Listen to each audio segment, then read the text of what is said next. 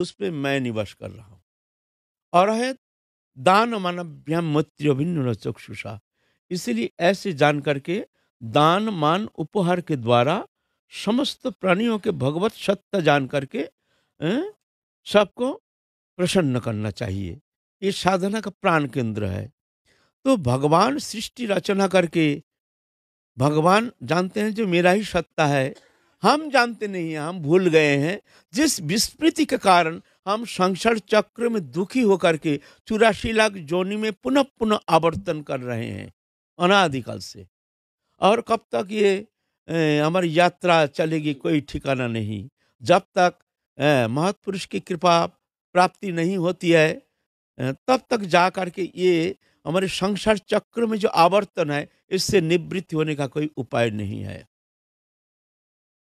भवाप वर्ग भ्रमतांग यदा भवेत जनश्च तर अच्युत सत्समागमो। जब संसार चक्र भ्रमण करते करते जब ऐसे महत्पुरुष के सानिध्य प्राप्त होने का मौका मिलता है, भवाप वर्ग भ्रमतांग यदा भवेत जनश्च तर अच्युत सत्समागमो।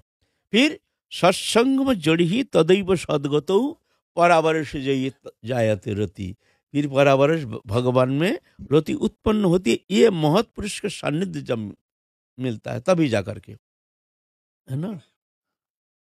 तो भगवान जब आते हैं तो अपने समस्त पार्षदों को लेके आते हैं।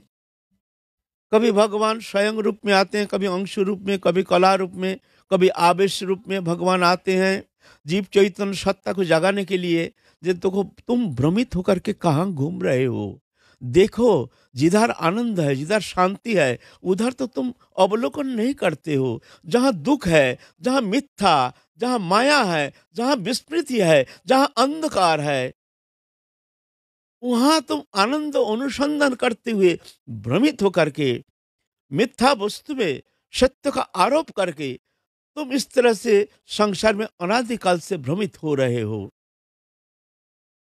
तो भगवान करुणामय अपने पार्षदों को लेके आते हैं कि सब घर घर में जा करके तुम ऐसे चेतन सत्ता को जगाओ, सबके भीतर ये बीज बपन करो, सब चेतन सत्ता को जगाओ। जो तुम भगवान के अंश हो, भगवान से तुम्हारा नित्य संबंध है, संसार से तुम्हारा संबंध था नहीं, है नहीं, होगा नहीं, होता नहीं, हो नहीं सकता। और भगवान से तुम्हारा संबंध कभी टूटता नहीं, टूट नहीं सकता है। किसी भी अवस्था में पलक के लिए भी भगवान के साथ हमारा डिटैचमेंट, अलग होने का कोई संभावना है नहीं किसी भी अवस्था में। वो नित्य सत्य है। मानो या ना मानो ये तुम्हारा मामला, बात सत्य है। लेकिन जीव अज्ञानवश माया मोहित हो करके बस ये मिथ्या कोई सत्य मान करके संसार में आनंद है, सुख है जान करके ये मिथ्या वस्तु में आनंद के अनुसंधान करते हुए सारा जीवन इस तरह से समर्पित होकर के संसार के लिए फिर मृत्यु को वरण करके फिर 84 लाख जोनि में भ्रमण करने का उस चक्कर लग जाता है। हाँ, एकमात्र मानव दोनों ही ये परम मंगल साधन का एकमात्र नाम विशेष है। ये मानव दोनों पा करके जो ये संसार चक्र से मुक्त होने के लिए प्रयत्न नहीं करता है वो आत्महत्याकारी, श्रीमद् भागवत महापुराण कहते हैं।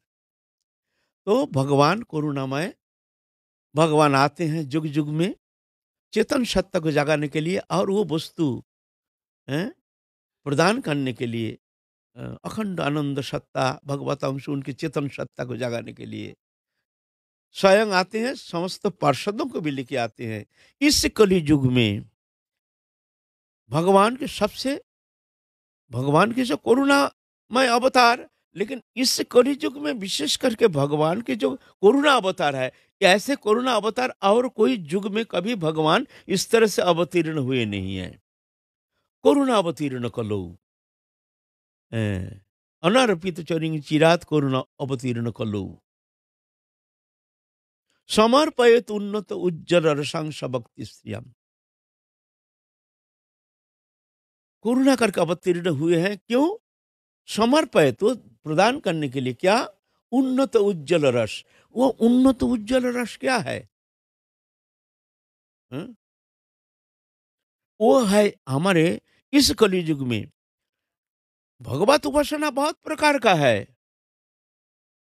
बहुत प्रकार से भगवान की उपासना करके जीव संसार चक्र से मुक्त होकर के परम गति को प्राप्त करते हैं। लेकिन उसके अंदर सर्वोत्तम, सबसे भगवान के जो प्रिय, भगवान के जो भगवत सार, वो ब्रज उपासना पद्धति, ब्रजरस उपासना पद्धति, माधुर्य रस उपासना पद्धति, ये भगवत सार है। हैं? माधुर्य भगवत सार ब्रज कोई लेन परचार, ये भगवत सार। निवृत निकुंज में राधा कृष्ण जुगल विलसित अवस्था में जो प्रेम रस की जो निर्जास आस्वादन करते हैं, वो वस्तु जो कभी कोई युग में कोई भगवान प्रदान नहीं किए हैं, अनर्पितों ना कभी अर्पण किए नहीं हैं। करुणा अवतीर्ण कलो, करुणा करके आए हैं इस कलि युग में, समर्पित प्रदान करने के लिए ना उज्जवल उन्नत उज्जवल रसांग सबक्ति श्रियम। उन्नत उज्जवल रस वो क्या है? ये मंजरी भाव उपासना पद्धति, हैं? राधा कृष्ण जुगल उपासना के चरम रस माधुर्य के सीमा, हैं? श्रीमतीर समा सभी देहभेद मात्र, एक प्राण एक आत्मा सभी राधा तंत्र। हम लोग पहले भी ये बहुत बार आलोचना करते हुए आ रहे हैं, लेकिन बीच बीच में थोड़ा सा जैसे पुराना पाठ पढ़ना जरूरी होता है, भूल जाते हैं ना। पुराना पाठ भी कभी कभी रिवाइज देना जरूरी है। हम लोग इस विषय में आलोचना कर चुके हैं, फिर भी ये चैप्टर ये हमारे हार्दिक विषय है, इसीलिए थोड़ा सा कभी कभी पुनरावृत्ति, थोड़ा सा पुराना पाठ भी हम कभी कभी रिवाइज देते हैं। अ, अ, श्रीमतीर समा सबे देहभेद मात्र, एक प्राण एक आत्मा सबे राधा तंत्र। ये जो मंजरी है, श्रीमती राधा रानी के जैसे ही उनके स्वरूप है, एकदम डिटो राधा रानी, एक छोटी सी राधा रानी। वो राधा रानी ये मंजरी एक ही है। देह भेद मात्र, सिर्फ शरीर का भेद है, प्रकाश का भेद है, लेकिन एक ही है श्रीमती का जैसे ही। श्रीमती समा माने राधा रानी का जैसे ये स्वरूप, ये स्वरूप ऐसा नहीं मिलता है। ये जीव चैतन्य सत्ता में ये स्वरूप है नहीं, ये स्वरूप जीव चैतन्य सत्ता में है ही नहीं। ये शरीर है अशुद्ध सत्व, जीव चैतन्य सत्ता है शुद्ध सत्व, और वो मंजरी स्वरूप जो स्वरूप है वो है विशुद्ध सत्व। उसके ऊपर वो राधा रानी की कृपा प्रदत्त, राधा रानी कृपा करके वो स्वरूप प्रदान करते हैं, जिसको वही सिर्फ वो स्वरूप प्राप्त करके नित्य लीला में प्रवेश कर सकते हैं। जुगल किशोर के जो निवृत्त निकुंज सेवा में अनुप्रवेश कर सकते हैं, नहीं तो वहाँ अनुप्रवेश करने का कोई साधन प्रक्रिया के द्वारा, कोई त्याग तितिक्षा जप तप आराधना, कोई प्रकार कोई साधन प्रतिष्ठा के द्वारा वहाँ अनुप्रवेश करना संभव नहीं है। सीधा बात है, एकमात्र अहित की कृपा, राधा रानी की अहित की कृपा से वो स्वरूप प्राप्त कर सकती है। श्रीमतीर समा सबे देह भेद मात्र, सिर्फ शरीर का भेद है और कोई भेद नहीं है। यहाँ सब आए हैं ब्रज रसिक उपासना पद्धति, ब्रज रस के उपासक हैं जो ब्रज में आए हैं। तो ये जो वस्तु हम लोग आलोचना करते हैं, ये साधारणतः बाहर कहीं मिलेगा नहीं, कोई मिलना संभावना है नहीं। बहुत तो जानते नहीं हैं, हम भी जानते हैं, ऐसा बात नहीं है। हम तो आचार्यों के मुख निश्चित जो उनके उच्छिष्ट चर्वन है, वो हम मुख में धारण करके उनके उच्छिष्ट चर्वन को ही हम व्यक्त कर रहे हैं। हमारा कोई बात नहीं है इसमें। हम आचार्य जी का पदांक को अनुसरण करके उनकी जो कृपालोक है उसके थोड़ा सा वर्णन करने का प्रयत्न कर रहे हैं, उनकी कृपा आश्रय करके, न कि अपने बुद्धिमत्ता के द्वारा। यहाँ अगर हम आलोचना नहीं करेंगे, हम नहीं जानेंगे जो हमारी उपासना क्या है, कौन वस्तु प्राप्ति के लिए हमने आज ब्रज में आए हैं, हमको वो साधन का चरम जो स्थिति है वो क्या है, हमको तो जानकारी होना चाहिए ना। वो साधना क्या है, वो वस्तु क्या है, हमको क्या मिलेगा, गोविंद कौन है, राधा रानी कौन है, उनसे हमारा संबंध क्या है। क्या ये बनावटी संबंध, ये कल्पना है? बहुत सारे प्रश्न चिन्ह लग जाता है। तो ये निरसन तो ये ब्रज में ही होना चाहिए कि ये हमारे ब्रज उपासना है। ये निभृत निकुंज निभृत, ये निगूढ़ उपासना पद्धति है। ये बाजारों हाट में बोलने का वस्तु है नहीं। ये तो प्रेमी संत जो हैं, जो ब्रज में आए हैं, जो राधा रानी के चरण आश्रय करके जो वो प्रेम प्राप्ति जीवन का एकमात्र उद्देश्य लेकर के जो ब्रज में आए हैं, उनके लिए ये सत्संग, बाकी सबके लिए ये सत्संग है नहीं। यहाँ मनोरंजक अनुष्ठान नहीं है। कथा में तो बहुत होता है बाहर, अभी हजारों लाखों स्थान स्थान में कथा होती है, ठीक है, लेकिन यहाँ ये संग नहीं है। ये तो सही सही जो आचार्यों के उपदिष्ट जो माधुर्य महिमान्वित जो रस निर्जास है, वो रस उपासना पद्धति के संबंध में हमारे आलोच्य विषय है। तो यहाँ अगर हम नहीं सुनेंगे तो ये कहाँ सुनेंगे, कैसे जानेंगे हमारा उपासना क्या है? और ये कल्पना थोड़ी है, ये कल्पना है, ये भाववाद है, ऐसा थोड़ी है। ये प्रैक्टिकल है। कल्पना तो मैं शरीर हूँ, शरीर संबंधी वस्तु मेरा है, स्त्री पुत्र कुटुंब परिवार ये मेरा है, दृश्यमान जागतिक धन जन वित्त वैभव ये सब मेरा है। ये है कल्पना, ये है कल्पना। ये सत्य नहीं है, ये सब झूठा है। इससे हमारा संबंध था नहीं, है नहीं, होगा नहीं, होता नहीं, हो नहीं सकता है। ये तो आगंतुक है, पहले था नहीं, पीछे रहेगा नहीं, बीच में दृश्यमान है। ये शरीर आगंतुक है, पहले था नहीं, पीछे रहेगा नहीं, इसमें दृश्यमान है।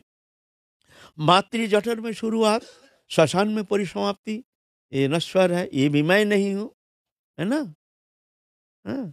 लेकिन ये सत्य है, मैं जो कह रहा हूं मैं नहीं कह रहा हूं, हमारे आचार्यों ने अनुभव करके, हमारे महाप्रभु जो करुणा करके इस कलियुग में जो वस्तु प्रदान करने के लिए आए हैं, वो वस्तु, क्योंकि वो वस्तु वही दे सकते हैं जिसके अंदर वो वस्तु है। आपके पास 10 रुपये है तो आप 1 रुपये किसी को दे सकते हैं। आपके पास पैसा ही नहीं तो देंगे क्या? क्या दान करेंगे?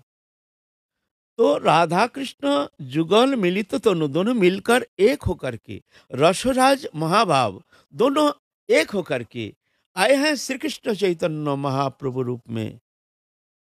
आ करके वो उन्नत उज्जवल रस जगत में जो कभी कोई युग में कोई भगवत अवतार ये वस्तु प्रदान नहीं किए हैं, ना कर सकते हैं। बोले क्यों?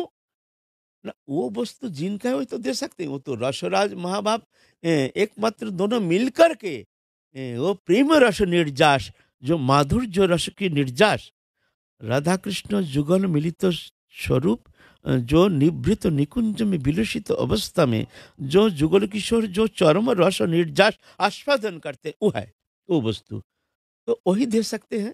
इसीलिए इस कलियुग में राधा कृष्ण दोनों जुगल मिल करके एक होकर के श्री कृष्ण चैतन्य महाप्रभु रूप में इस कलियुग में अवतीर्ण हुए हैं। क्यों? है ना? वो वस्तु प्रदान करने के लिए। अनर्पित चरेंगे, अनर्पित कभी अर्पण किए नहीं है कोई। करुणा अवतीर्ण कलो, करुणा करके आए हैं।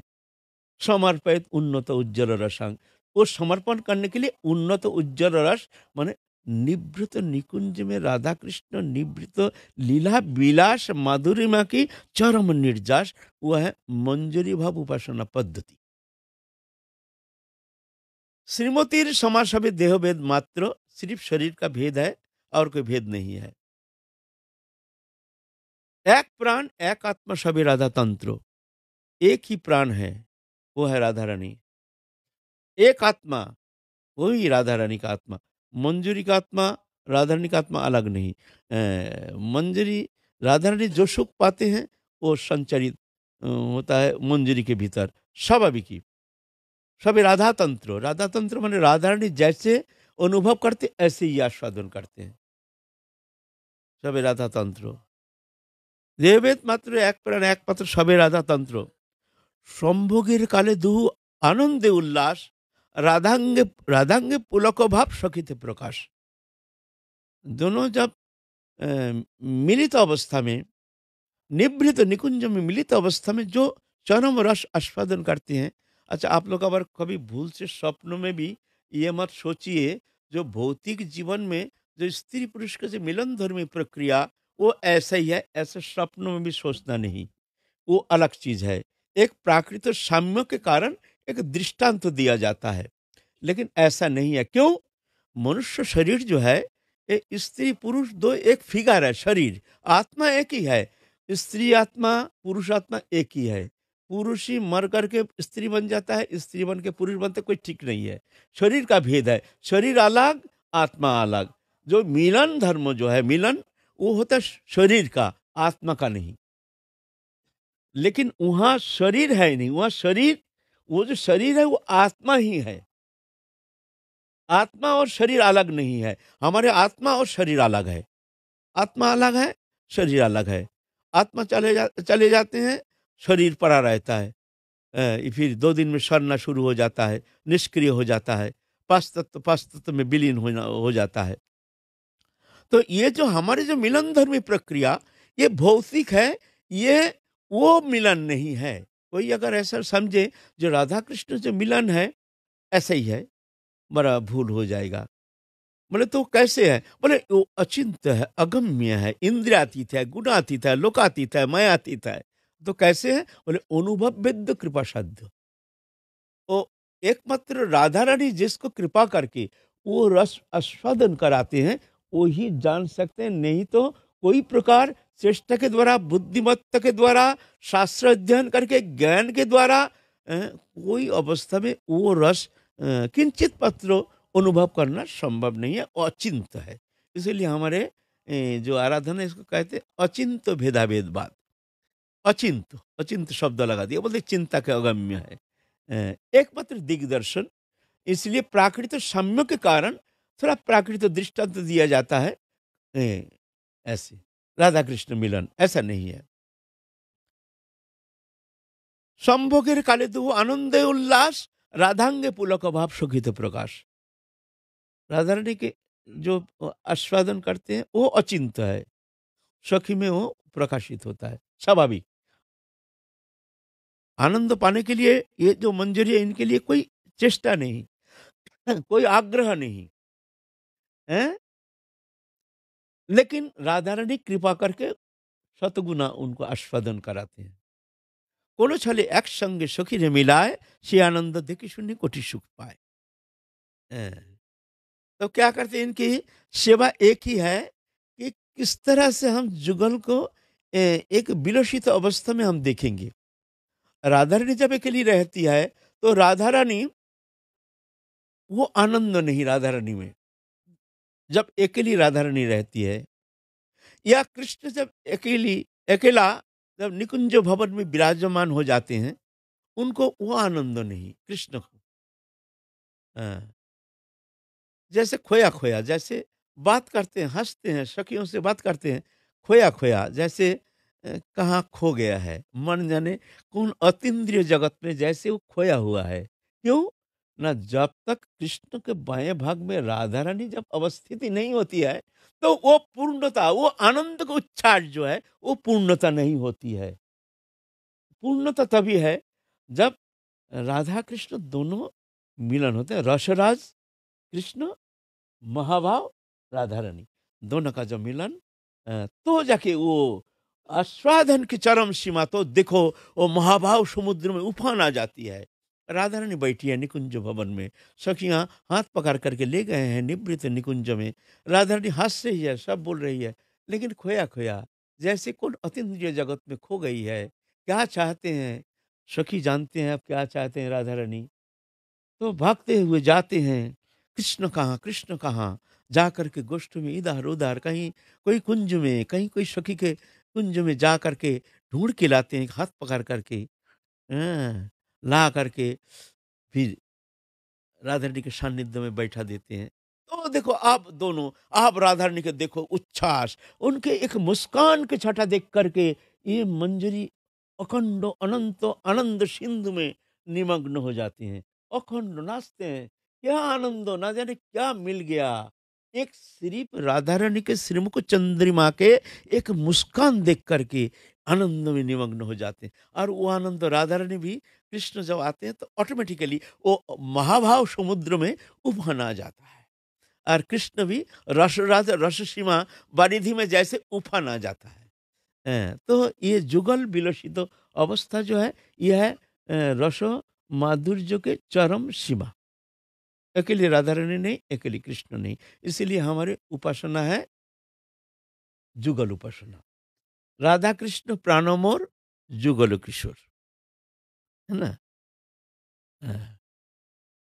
तो महाप्रभु इस कलयुग में ये अनर्पित चोरिंग, यही जुगल प्रेम निर्जास, ये वस्तु प्रदान करने के लिए इस कलयुग में अवतीर्ण हुए हैं। समस्त पार्षदों को लेकर के आए हैं।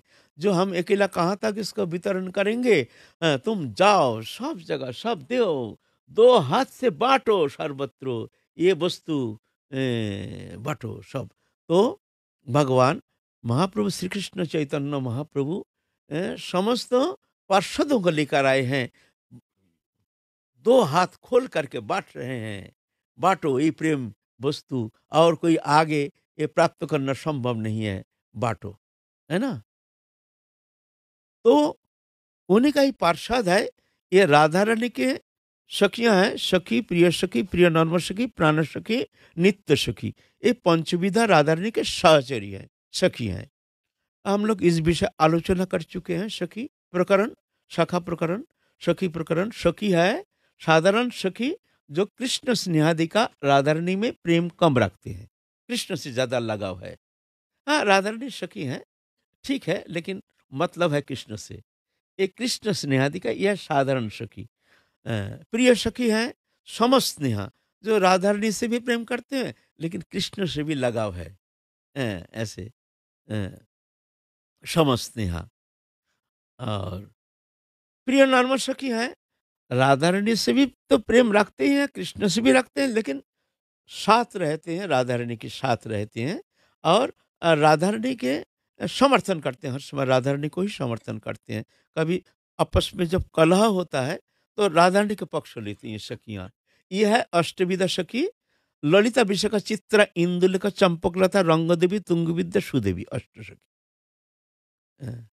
और प्रधाना प्राण सखी है जो राधा स्नेहादिका, राधा रानी से प्रेम रखते हैं। बस राधा रानी हमारी इष्ट हैं। वो अपने दासी अभिमानिनी, ये अपने सखी अभिमानिनी, अपने को सखी नहीं मानती है सखी, है सखी, लेकिन वो अभिमानी कि मैं राधा रानी की किंकरी हूँ, मैं राधा रानी की दासी हूँ।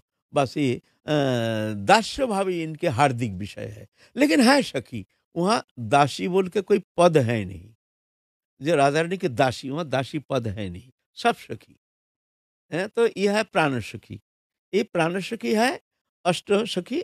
रूप मंजरी, रति मंजरी, विलास मंजरी, कस्तूरी मंजरी, मंजुलाली मंजरी, रस मंजरी, गुण मंजरी, लवंग मंजरी, अष्टविधा मंजरी। ये अष्टविधा जो प्रधाना जो प्राण सखी है, यही हमारे आठ गोस्वामी रूप सनातन भट्ट रघुनाथ, श्रीजीव गोपाल भट्ट, दास रघुनाथ, लोकनाथ गोस्वामी, कृष्णदास कविराज गोस्वामी, ये आए हैं, नित्य लोक से आए हैं वो वस्तु देने के लिए। सिर्फ देने के लिए नहीं, आचरण करके दिखाने के लिए। वो वस्तु प्राप्ति के लिए कैसे साधना, कैसे त्याग, कैसे वैराग, कैसे निष्प्रियता, कैसे निर्लिप्तता, कैसे उदासीनता, कैसे होना चाहिए। चाहते हैं, चाहने से थोड़ी होगा। हाँ, वहाँ जाने के लिए कैसे प्रिपरेशन होनी चाहिए ना। है हमारी प्रिपरेशन। संसार के माया मोह थोड़ा सा भी छोड़ने के लिए तैयार नहीं है। राधा रानी चाहते हैं कृपा करने के लिए, लेकिन कृपा लेने वाला कौन है? कृपा लेना संभव नहीं है। राधा रानी तो कृपा करना चाहते हैं। कृपा क्या है? संसार के मोह ममता को छुड़ाएंगे। ऐसा नहीं छोड़ोगे तो ऐसे आघात करेंगे कि तुमको ऑटोमेटिकली छोड़ा के छोड़ देंगे। तुम्हारा पुत्र मर जाएगा, कन्या मर जाएगी, तुम्हारा निर्धन हो जाओगे, निर्बल हो, क्या करोगे? क्यों ऐसा क्यों करते? बोलते तुम छोड़ने के लिए तैयार नहीं, तुम हमारे शरणागत हो गए हो, हमको तो छुड़ाना पड़ेगा भाई। तो कष्ट तो होगा ही भाई। तुम छोड़ना नहीं चाहते तो हमको तो धक्का मारना पड़ेगा, पीटना पड़ेगा। जैसे घर के बच्चा है, कुछ वस्तु चाहता है, ऐसे वस्तु छोड़ना नहीं चाहता है, हैं? तो माता-पिता ताड़न करते हैं, शासन करते हैं, मारते हैं, पीटते हैं उसको। तो ऐसे ही जब हम राधा रानी के शरण में आए हैं, जब हम छोड़ना नहीं चाहते हैं विषय वस्तु, तो राधा रानी मारते हैं, ठोकर लो। तो हम कहते हैं राधा रानी की कृपा हम पर है नहीं, हम दुखी हैं, हम दुखी हैं, हम चारों ओर ठोकर खा रहे हैं। बोलते अब छुड़ाएँगे तुमको, देखो ना। हाँ, ये राधा रानी की कृपा, ये अनुग्रह है, निग्रह नहीं है। विषय वासना छुड़ाने के लिए निग्रह है। हैं, जब आप छोड़ना नहीं चाहते हैं तो इस तरह ठोकर मार के छुड़ाएँगे, है ना? तो एक है प्रतिकूलतामयी कृपा, एक है अनुकूलतामयी कृपा। यह है प्रतिकूलतामयी कृपा, दिखने में लगता है प्रतिकूल, लेकिन प्रतिकूल नहीं। इसका जो आफ्टर इफेक्ट जो है, परवर्ती जो क्रिया है, वो बहुत मंगलप्रद होता है। वो आगे चल के देखा जाता है, जो संसार से हमारा मन बहुत हट गया है, ठोकर खा करके।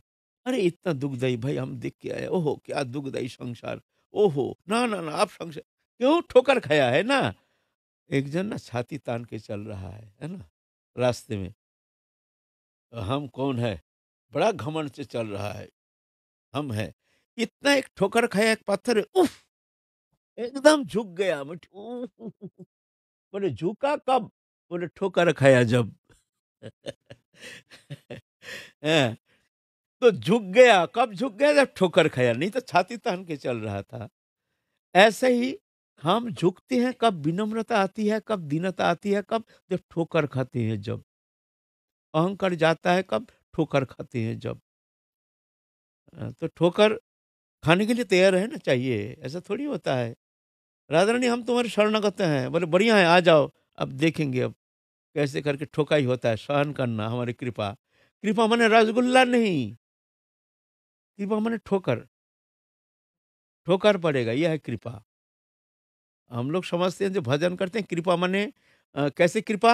नहीं, हमारे स्त्री पुत्र कुटुंब परिवार हमको खूब प्यार करेंगे, खूब आदर करेंगे। हम भजन करते हैं ना, हमारे कोई दुख दारिद्र्य रहेगी नहीं, आदि व्याधि उपाधि रहेगी नहीं। क्यों हम भजन करते हैं? हम स्वस्थ रहेंगे, खूब खाएंगे पिएंगे, मस्ती रहेंगे, फिर भजन भी करेंगे।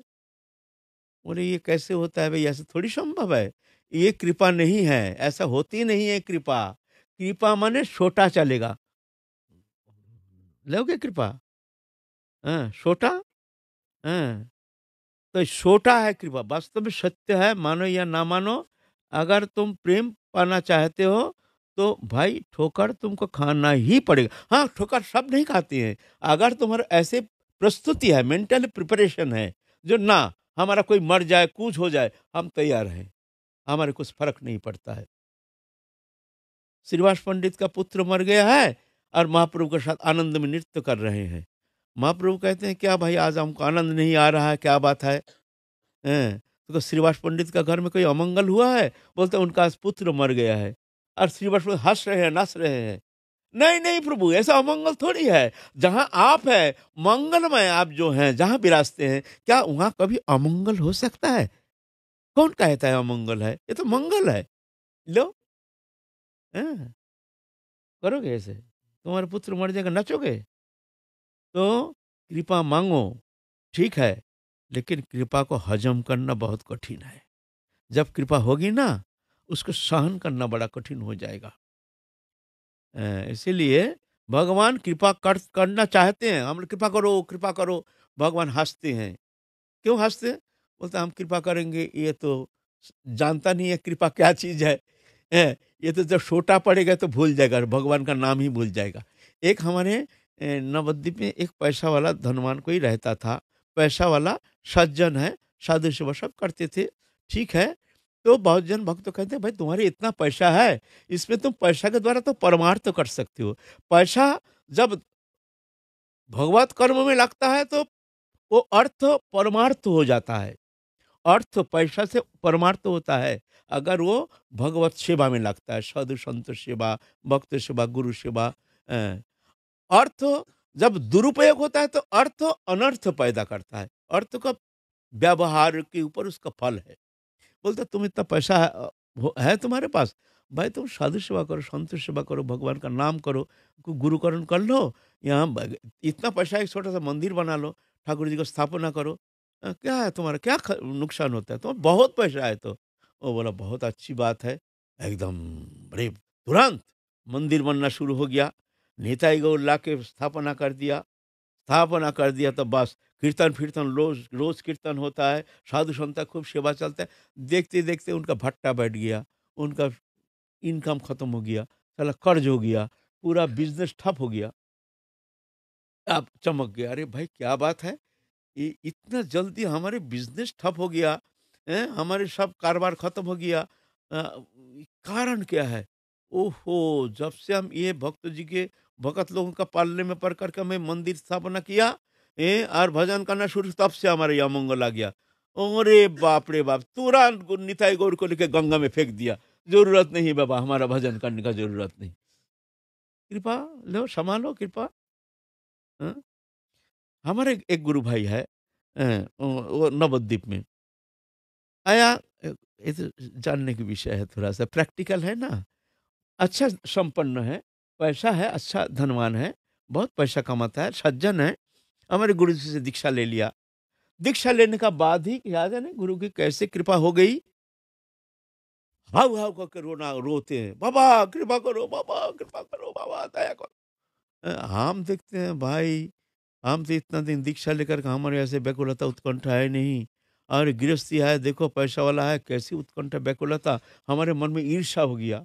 हे भगवान, हमारे ऐसे व्याकुलता उत्कंठा क्यों नहीं होती है? हैं? ठीक है, जब भी आता है खूब रोता है, और निताई गौर हरि बोल। आप दुकान पाट जो है ना, बिजनेस, वहां जाकर कस्टमर आता है, निताई गौर हरि बोल, निताई गौर हरि बोल। सब देखते हैं, अरे ये तो इतना बदल गया है, हैं? और खूब सही में खूब रोता है, हैं? फुट फुट के रोता है गुरुदेव के पास आकर के, हैं? चिल्ला के रोता है, ऐसे। अल्प दिन में ऐसे कृपा हो गई, बाबा कृपा करो, कृपा करो, कृपा करो। देखते देखते 2 महीने के अंदर बिजनेस ठप, बिजनेस गोल हो गया, कर्ज हो गया। अब वो हाथ पसारने का लायक हो गया। अब जैसे उसका बिजनेस समाप्त हो गया, अब निताई गौर हरिबोल बंद हो गया। भाई ये क्या हो गया, हमने भजन कर रहे थे, पैसा होगा, कमाई होगा, ये होगा, धन होगा, अब हमारा बिजनेस ठप हो गया। कारण क्या है?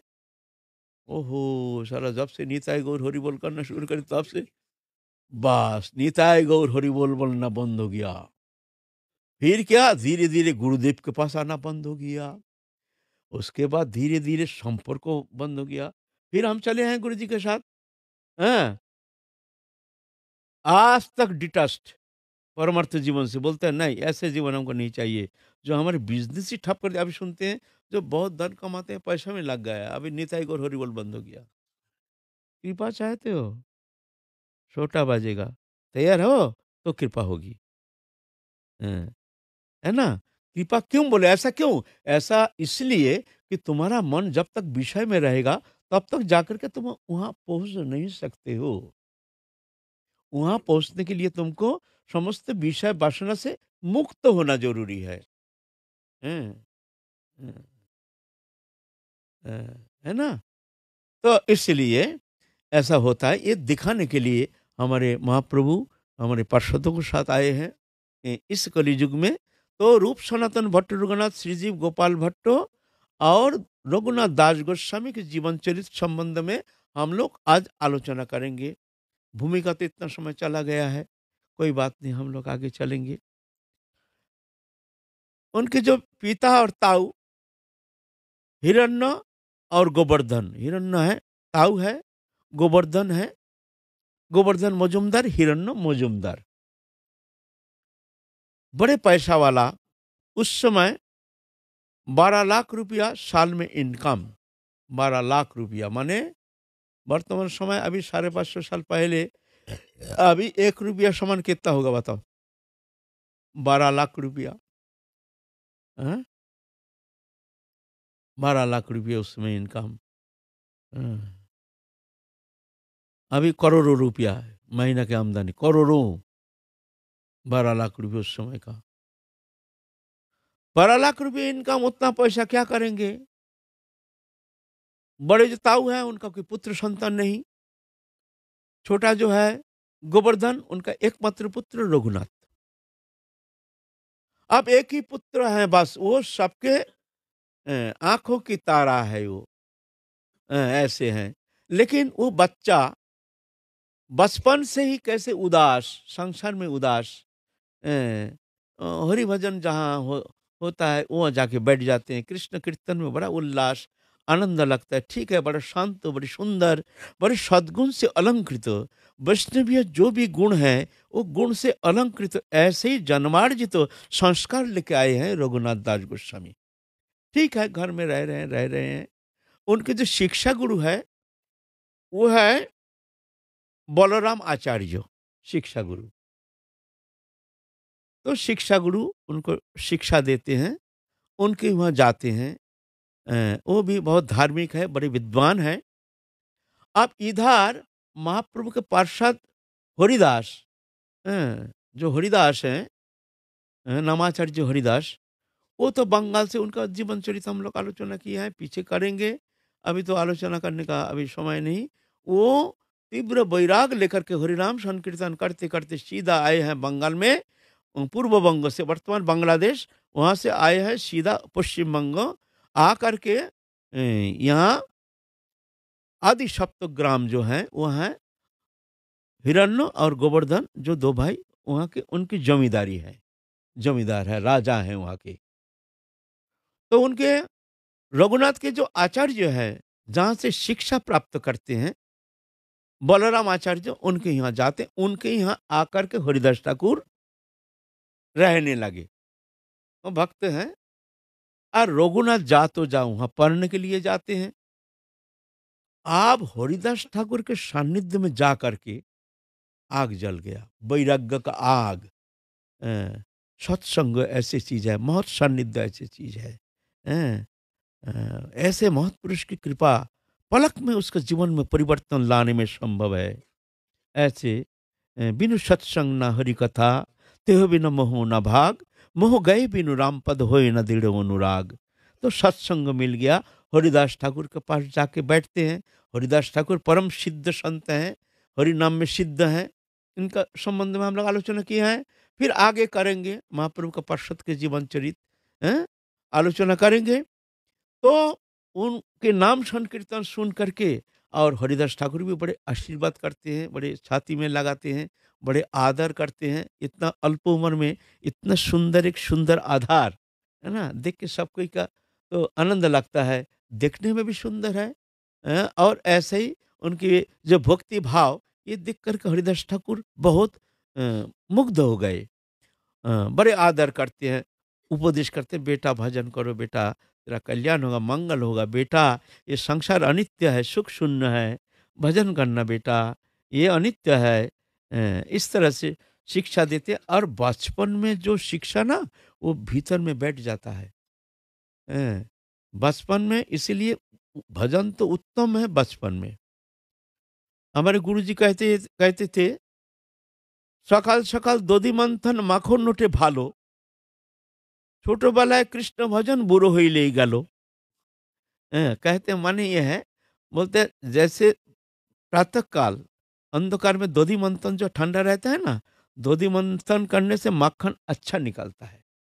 जब सूरज निकल जाता है, दिन बढ़ जाता है, उस समय मक्खन निकलता नहीं है, मक्खन घोल जाता है, पतला हो जाता है, मक्खन निकलना मुश्किल हो जाता है।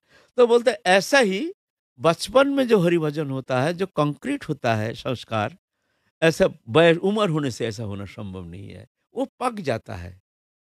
वो पक जाता है। वो फिर जाकर के वो रंग में रंगना बड़ा मुश्किल है, क्योंकि संसारी रंग उनमें ऐसे भर जाता है, जो वो कृष्ण रंग उसमें लगता नहीं है। साधारणतः जो लगता है वो तो बहुत ही पूर्व जन्म की सुकृति लभ्य कोई भी संस्कारी जीव, वो अलग बात है।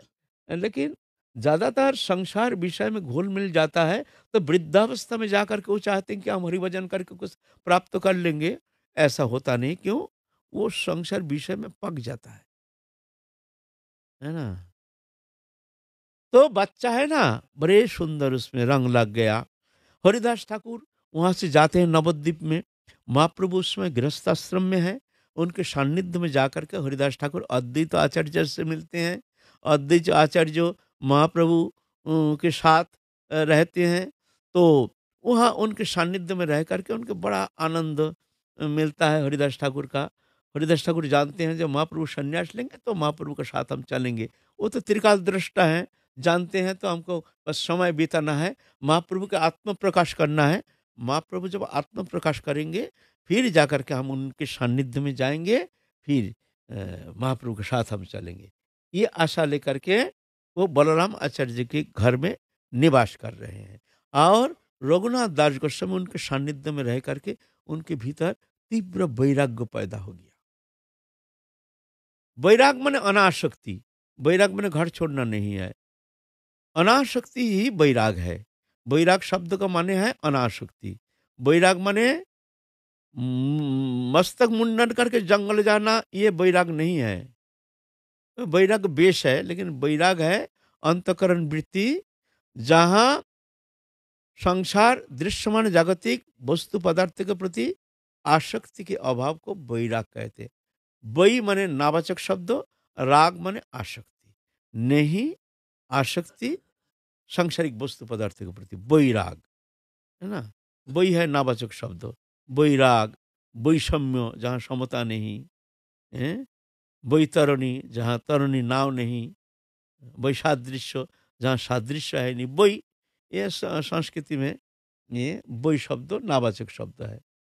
वैराग, नहीं राग, अनुराग माने आसक्ति माने स्पृहा, ये ना रहने का नाम है वैराग। आप गृहस्थ में रहते हैं, गृहस्थ में रह करके अगर सांसारिक कोई वस्तु पदार्थ के प्रति आपकी स्पृहा नहीं, तो आप पक्का वैरागी है। इसलिए आपको घर छोड़ के जंगल जाने का कोई आवश्यकता नहीं है। वहीं बैठ करके आपको सब कुछ मिल जाएगा। भगवान की कृपा आप अनुभव करोगे, भगवत भक्ति आप प्राप्त कर सकते हो। इसलिए जंगल जाने का कोई आवश्यकता है नहीं। चाहिए अंतःकरण की ऐसे गठन, ऐसे निष्प्रियता, यह है वैराग। तो रघुनाथ दास गोस्वामी के मन में ऐसे तीव्र वैराग आ गया है। अब उनको कुछ अच्छा लगता नहीं है। आप चाहते हैं कि हम महाप्रभु का नाम सुने हैं, हरिदास ठाकुर के पास जाकर के सुनते हैं ऐसे महाप्रभु पूर्ण ब्रह्म सनातन प्रेम पुरुषोत्तम अवतीर्ण हुए हैं। उनका मन छटपटा रहा है, कब हम जाएंगे ऐसे प्रभु को दर्शन करने के लिए, हैं? और थोड़ा पिता माता कहते हैं और थोड़ा बड़ा हो जा बेटा, फिर और थोड़ा अभी छोटा है ना, अभी तो कहाँ जाएगा, नवद्वीप यहाँ से बहुत दूर है, क्या हम लोग भी चलेंगे, अभी तो घर में ही रहना, तो इंतजार कर रहे हैं। इतने में खबर आया कि महाप्रभु संन्यास लेके चले गए हैं जगन्नाथपुरी। बस सुनते ही अचेत हो गए एकदम। तो हमारे भाग्य में महाप्रभु का दर्शन होगा नहीं, हम वंचित रह गए। बस छाती पीट पीट करके रो रहे हैं, छाती पीट पीट कर हम महाप्रभु के कृपा से वंचित रह गए। क्या ये शरीर कभी महाप्रभु का सान्निध्य प्राप्त नहीं कर पाएंगे? हम तो सुने हैं महाप्रभु पतित पावन अवतार, क्या हमको प्रभु कृपा नहीं करेंगे? हाय हाय, ऐसे अल्प उम्र में ऐसे व्याकुलता देख करके पिता माता देखते हैं जो ये बच्चा तो घर में रहेगा नहीं, तो उनके पैसा तो अथाह पैसा है, बहुत सारे नौकर रख दिया बेमतलब का, जी इसको देखो ये भाग ना जाए। हैं, 11 जन नौकर रखे सिर्फ रघुनाथ दास गोस्वामी को देखने के लिए, रक्षा करने के लिए, जो भाग ना जाए। 11 जन रहते हैं उनके साथ, रात को सोते हैं 11 जन पहरा देते हैं, कहीं जाते हैं 11 जन पीछे पीछे चलते हैं। कहाँ भाग के जाओगे, कहाँ शौच जाते हैं तो शौचागार के वहाँ 4 जन चले जाते हैं। मैंने ऐसे रघुनाथ दास गोस्वामी देखते हैं, ये क्या बंधन में पड़ गया, हमको तो कहीं जाने का ही मौका नहीं देता, ये हमारे जीवन विपन्न हो जाएगा, हम तो नष्ट हो जाएंगे, हम क्या करें क्या करें। इतना में सुने हैं कि महाप्रभु जगन्नाथपुरी से आए हैं शांतिपुर में, ये खबर आ गया है। शांतिपुर में आए हैं सुन करके मन तो बड़ा प्रसन्न हो गया। आप पिता माता के चरण पकड़ करके रो रहे हैं, पिताजी हमको एक बार महाप्रभु के सान्निध्य में जाने दो। बस एक बार हमको दर्शन करने दो, बस हम घर छोड़ के जाएंगे नहीं, कहीं जाएंगे नहीं, तुम मान जाओ, माँ तुम मान जाओ, हमको छोड़ दो एक बार, हम एक बार महाप्रभु का दर्शन करके लौट के आ जाएंगे। ठीक है, लौट के आ जाएगा जब कह दिया, 10-12 नौकर भेज दिया साथ, जो भाग ना जाए। हैं, 10-12 नौकर दे दिए हैं अधिसप्तग्राम से सीधा शांतिपुर, उनके साथ चले गए हैं शांतिपुर में। और उधर क्या हुआ, महाप्रभु भी हरिदास ठाकुर से श्रवण किए हैं। और क्या है, वो जो हिरण्य गोवर्धन, ये महाप्रभु से भी परिचय था, महाप्रभु भी जानते थे, क्योंकि वो जो बलराम आचार्य जो उनसे संबंध के कारण उनसे परिचय हो गया था। उतने ही लोग आकर्षण नहीं थे, संसारी लोग थे। कौन महाप्रभु आए हैं, ठीक है, अच्छे हैं, प्रणाम है, सज्जन था, ऐसा नहीं। लेकिन वही बलराम आचार्य जी के कारण, उनसे थोड़ा संपर्क होने के कारण महाप्रभु जान गए थे, जो हिरण्य गोवर्धन एक सज्जन आदमी है, एक जमींदार है, राजा है, उनके एक पुत्र है रघुनाथ दास। ये तो हरिदास ठाकुर के श्रवण किए हैं, जो बड़ा सुंदर आधार है। प्रभु एक बार आप देखोगे ना ऐसे, तो आपका मन ही बहुत विगलित हो जाएगा। ऐसे अल्प उम्र में इतने सुंदर वैराग्य, इतना सुंदर उनके भीतर प्रेम के प्रकाश। तो महाप्रभु भी मन ही मन में, जो एक बार रघुनाथ को मिल जाए तो बहुत अच्छा है, बड़े मन में इच्छा कर रहे थे महाप्रभु। तो शांतिपुर में महाप्रभु आए हैं अद्वैत आचार्य के घर में। वह समस्त नवद्वीप गए नहीं, क्यों, संन्यास लेकर कभी अपने गांव में जाना निषेध है। ये संन्यास आश्रम का नियम है, हमारे साधु समाज में भी निषेध है। ये संन्यास वेश लेकर के अपने घर में जाना पूर्णतः निषिद्ध। और ये इसको ठीक नहीं, इसको मान्यता नहीं, निंदनीय है। अगर कोई वेश लेकर के उसके बाद अपने घर में जाता है तो ये बहुत निंदा की विषय है ना। और उस समय संत, साधु संतों में बहुत ऐसे बहुत नियम विधि निषेध बहुत था, है ना। तो इसीलिए महाप्रभु अद्वैत आचार्य के घर में आए हैं। इधर रघुनाथ दास गोस्वामी थोड़ा बड़े हो गए हैं, किशोर अवस्था है ना। माता पिता जानते हैं तो ये तो घर छोड़ के चला जाएगा, क्या करें, इसको बांधने के लिए तो कोई तो उपाय करना पड़ेगा। तो बांधने का एक ही मात्र सुंदर उपाय है, वर्तमान मनुष्य का जो मानसिकता, जो बेटा को शादी करा दो, एक सुंदरी कन्या देख करके शादी करा दो, और ये कन्या के मुंह में पड़ करके फिर वो घर छोड़ के जाने का इच्छा नहीं करेगा। हाँ, तो अप्सरा सम भार्या, एकदम अप्सरा सम ढूंढ ढाड़ के लाए हैं, जो जितना सुंदरी हो। पैसा तो था, पैसा ऐसा तो नहीं हमको दहेज चाहिए, कुछ चाहिए, ऐसा मतलब नहीं, सुंदरी होना है। ऐसा सुंदरी चाहिए जो कि देखने मात्र ही जो मोहित हो जाए। और ऐसा ही एक कन्या संपर्क में आ गया। बस उसके साथ विवाह कार्य संपन्न करा दिए हैं रघुनाथ दास गोस्वामी का। रघुनाथ दास गोस्वामी महाप्रभु के ऐसे कृपा पात्र, और ये है राधा रानी का सहचरी। ये थोड़ी है, ये भौतिक, हम लोग उनको भौतिक लोग थोड़ी है, हैं? जो साला 84 लाख जोनि भ्रमण करके यहाँ आए हैं, साला दुनिया भर के वासना कामना बढ़ा हुआ है। ऐसा थोड़ी है, हैं? ऐसा थोड़ी है।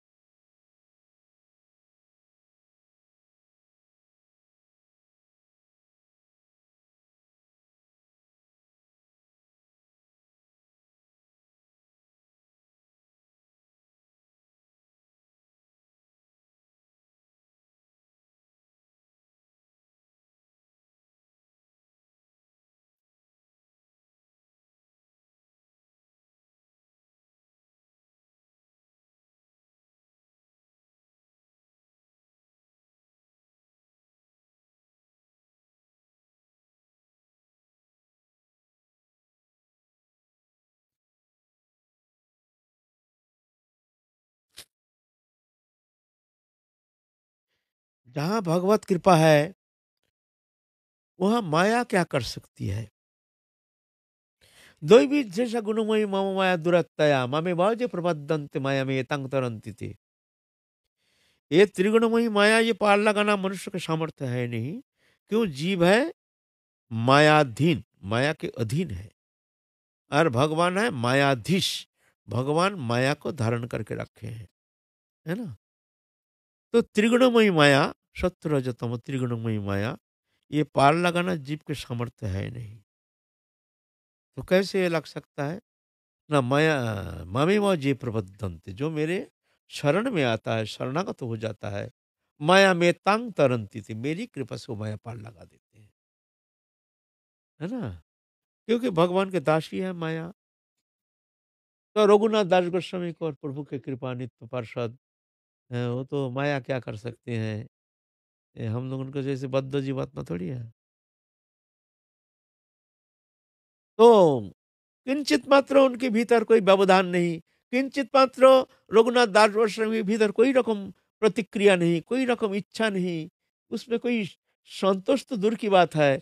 वो तो और देखते हैं, हम तो बड़ी बुरी तरह से फंसने के लिए तैयार हो गए हैं। हे प्रभु हमको रक्षा करो, हमको रक्षा करो, संसार चक्र से हमको मुक्त करा लो, ये माया मोह ममता हमको घेर रहा है। हे प्रभु दया करो, दया करो, दया करो प्रभु, माया में फंस रहे हैं। ऐसे हार्दिक प्रार्थना तो होना चाहिए।